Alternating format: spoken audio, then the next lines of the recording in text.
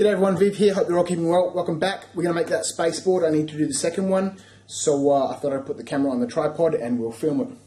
We'll go through the things that I'll be using, then I'll just go ahead and paint the board and narrate it afterwards in super fast forwards. So I hope it's useful for you guys. It's a quick and easy project.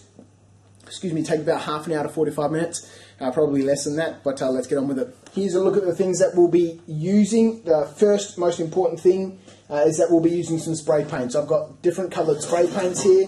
They're all gloss paints, and as such you need to do this in a well ventilated area.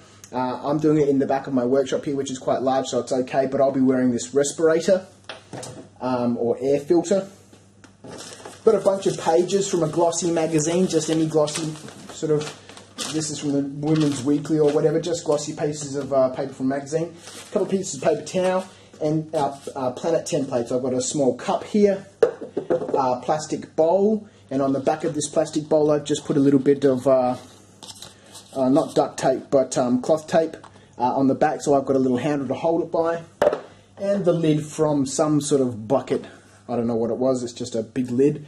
So that's obviously going to be a big planet. This will be our small moon, and then this will be another planet sitting over here somewhere. So that's what we'll be using. Let's get on with it.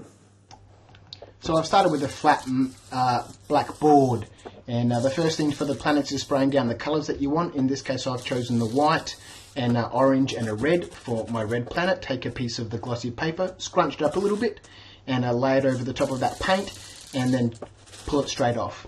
You can just see I'm increasing the pattern here.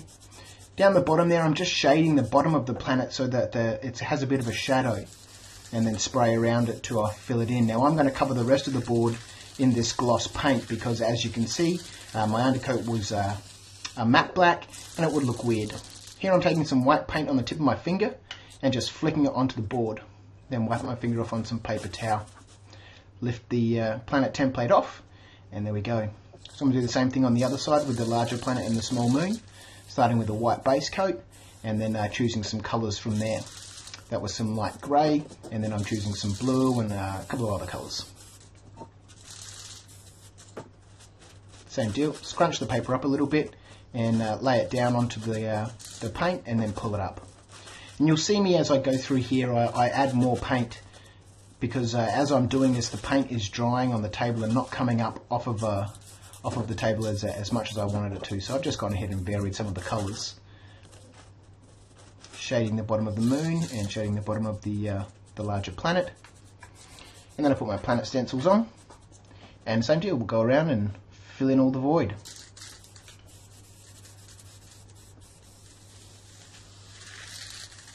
If you started with a gloss black base coat, then this stage probably wouldn't be necessary.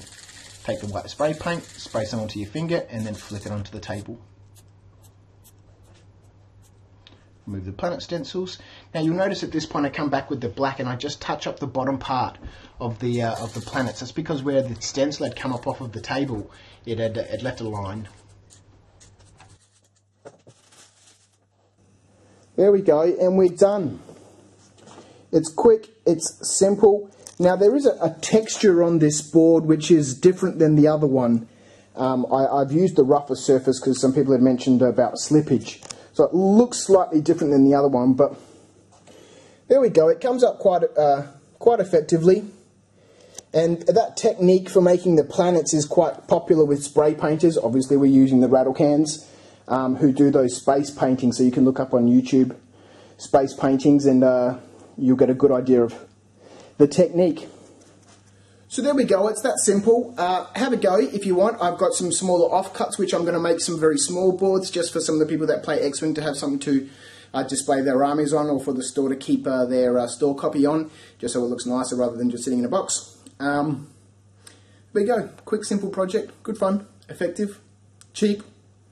Catch you next time, see ya.